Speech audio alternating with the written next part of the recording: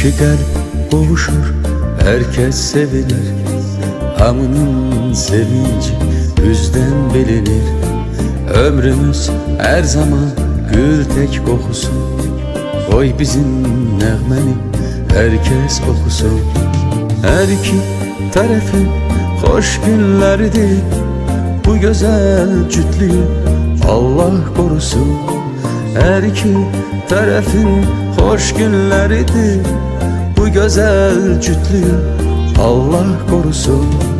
De görüm ne için senden aralı, yüreğim bu kadar olsun yaralı. Seni ben sevirəm, dünya kaderi verərəm canımı senden öteri.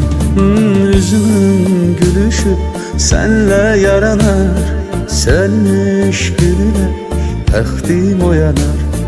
Koymaram küleyi, eğsin telini, bir ömür tutaram yarım elini.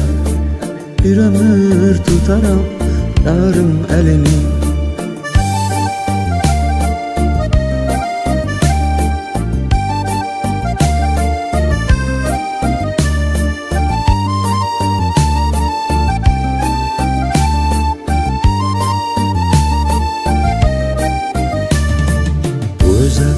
Bu güzel günümüzde bizim, yaşarım bir ömür senle azizim.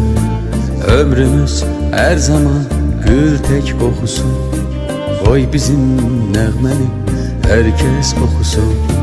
Her iki tarafın hoş günleridir.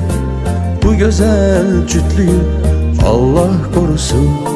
Her iki tarafın hoş günleridir. Bu güzel cütlüğü Allah korusun.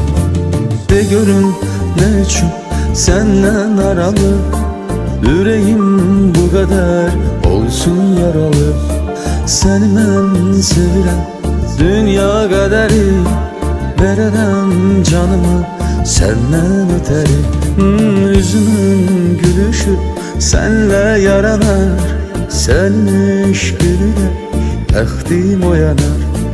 Koymaram küleyi, eğsin telini, bir ömür tutaram yarım elini. Bir ömür tutaram yarım elini.